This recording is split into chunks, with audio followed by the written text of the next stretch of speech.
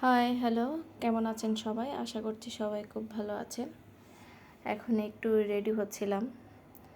সেদিন মা পিসিকে নিয়ে একটু মার্কেটে গিয়েছিলাম, নিউ মার্কেটে। বিশেষ করে মা পিসিরাই করবে মার্কেট, আমি করব না।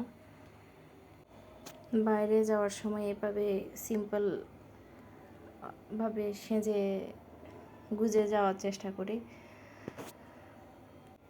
একটু সানস্ক্রিন, কাজল, লিপস্টিক, একটু বডি অয়েল, এগুলো দিয়ে সিম্পলে থাকার চেষ্টা করি, সাজার চেষ্টা করি। আমার ভিডিওগুলো কেমন লাগছে আপনারা জানাবেন। নতুন ব্লগ করার চেষ্টা করছি, নিজেকে একটু ফুটিয়ে তোলার চেষ্টা করছি। খারাপ হলেও জানাবেন, ভালো হলেও জানাবেন, কমেন্ট করে জানাবেন, একটু সাপোর্ট করবেন। এখন বের হয়ে গেলাম বাসা থেকে, মা পিসিকে নিয়ে। ছেলেও গিয়েছিল। মা পিসির নিচে দাঁড়িয়ে আছে আমার জন্য।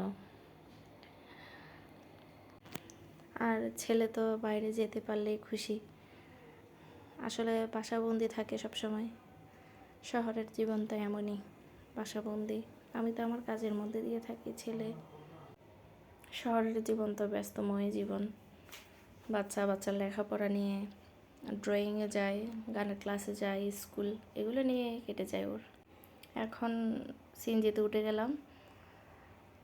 এটা দেওয়ানহাট ব্রিজ, ওই দেখা যাচ্ছে দেওয়ানহাট কালী মন্দির। আমরা যাচ্ছি নিউ মার্কেটে। নিউ মার্কেট ওই রিয়াজউদ্দিন বাজার বলে মার্কেট, ওইখানে যাচ্ছিলাম। এটাই প্রবেশ মুখ।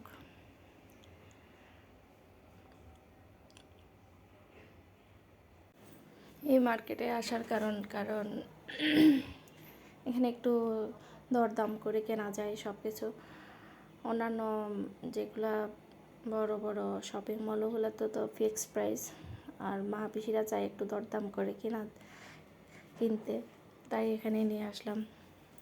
কিন্তু এখানেও বেশ ভালো ভালো কাপড় পাওয়া যায়, মানে একটু দেখে কিনতে পারলে বেশ ভালোই কাপড় পাওয়া যায়, কম প্রাইসের মধ্যে, কম দামের মধ্যে। তো মারা বিশেষ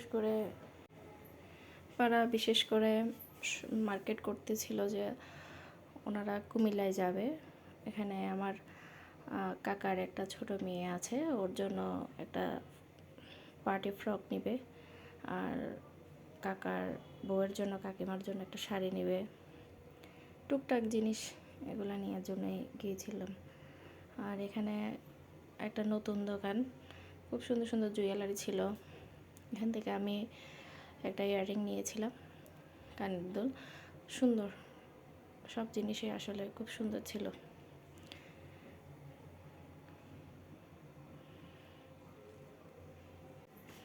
এভাবে মার্কেটে ঘুরতে বেশ ভালোই লাগে, যদি মা বেশি একসাথে সবাই থাকে। এই জামাটা নিয়েছে ইয়ারব্যান্ড, একটু কেমন লাগলো জানাবেন, শাড়িটা নিয়েছে, কমেন্ট শেয়ার করবেন প্লিজ।